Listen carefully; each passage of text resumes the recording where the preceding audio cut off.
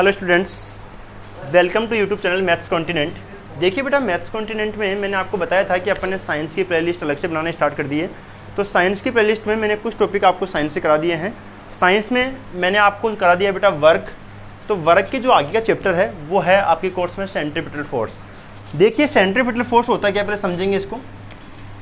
जैसे कि मान लो किसी भी स्टोन को आपने यहाँ से बांध लिया आगे से, और यहाँ से उसको अपन राउंड राउंड घुमा रहे हैं स्टोन को, समझ रहे हो बेटा। तो जब किसी भी चीज़ को अपन राउंड राउंड यानी कि गोल तरीके से घुमाते हैं तो उसके जो सेंटर है यहाँ पे सेंटर, तो सेंटर में जो फोर्स लगता है बेटा उसको अपन क्या बोलते हैं, सेंट्रीपिटल फोर्स।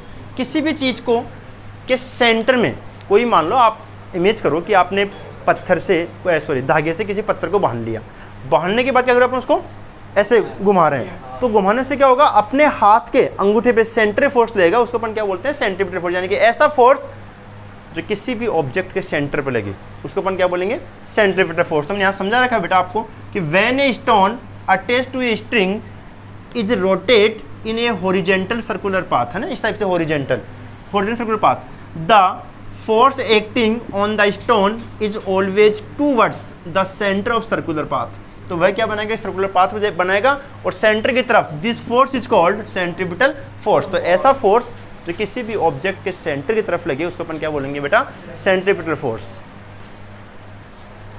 तो बेटा आप लोगों को सेंट्रीपिटल फोर्स समझ में आ गया। अब अपन देखने वाले हैं बेटा यूनिट ऑफ वर्क। तो unit of work very most है, इस बार 10th क्लास में 100% पूछेगा कि यूनिट ऑफ वर्क क्या होता है। तो बेटा देखो, किसी भी चीज़ की यूनिट निकालने के लिए मैंने आप लोगों को कल भी समझाया था, आपकी याद होनी चाहिए फॉर्मूले।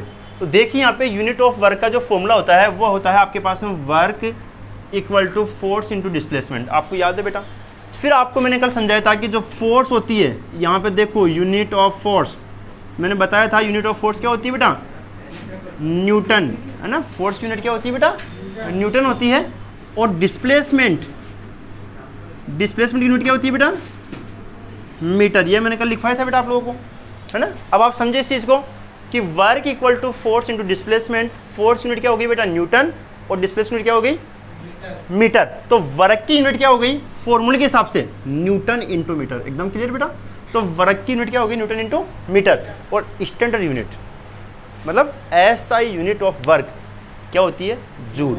तो बेटा आपसे कोई पूछे कि यूनिट ऑफ वर्क क्या होता है, जूल होती है। लेकिन कभी कभी क्या होता है, अगर ऑप्शन के अंदर आपके पास में जूल नहीं दे रखा हो और न्यूटन मीटर दे रखा हो तो भी सही है, समझ गए।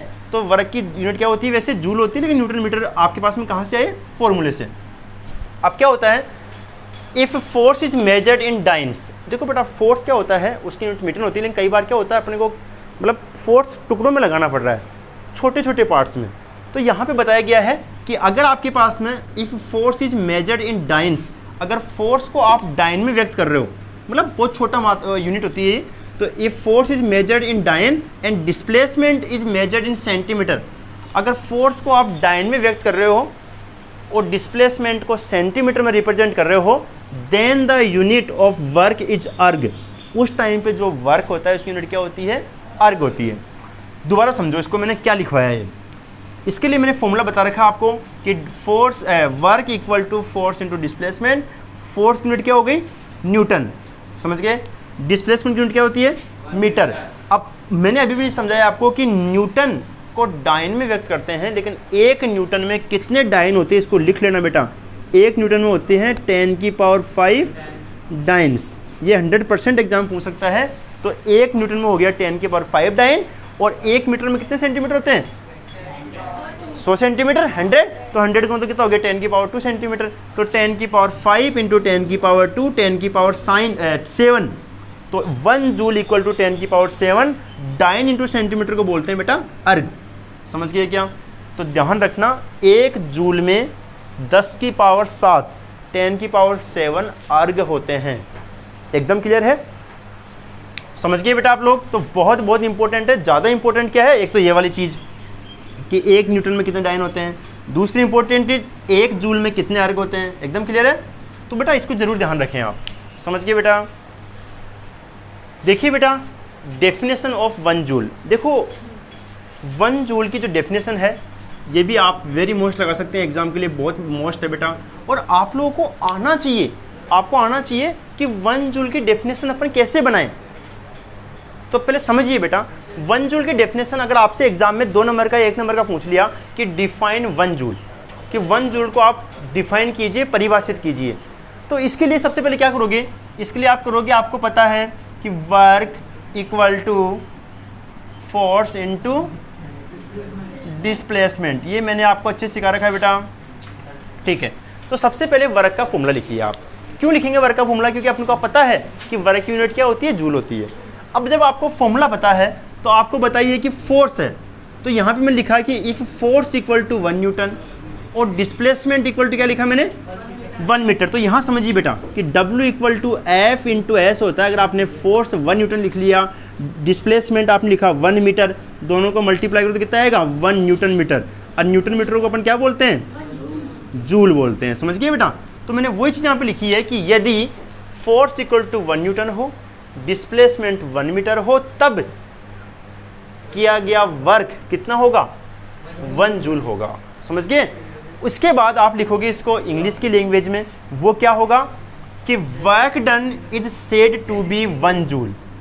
वर्क डन को 1 जूल अपन कब बोलेंगे, if 1 newton force acting on a body, किसी बॉडी पर अगर आप 1 न्यूटन फोर्स लगा रहे हो तब उस बॉडी में 1 मीटर क्या होना चाहिए, डिस्प्लेसमेंट होना चाहिए। तो displace the body through 1 metre in its own direction, जिस डायरेक्शन में अपन फोर्स लगा रहे हैं। जैसे कि मान के चलो आप, ये आपके पास में कोई बॉक्स है और इस बॉक्स में आपने क्या लगाया 1 न्यूटन फोर्स लगाया, तो जैसे 1 न्यूटन फोर्स लगाया तो इसका जो डिस्प्लेसमेंट है वो कितना हुआ 1 मीटर, और थोड़ी देर बाद में ये बॉक्स यहाँ पे आ गया, तो इस बॉक्स पर किया गया वर्क कितना होगा 1 जूल होगा, है ना। उसी डायरेक्शन में लिखा ना मैंने, इन इट्स ओन डायरेक्शन, जिस डायरेक्शन में अपन फोर्स लगा रहे हैं उसी डायरेक्शन में क्या होना चाहिए बेटा, आपका डिस्प्लेसमेंट होना चाहिए।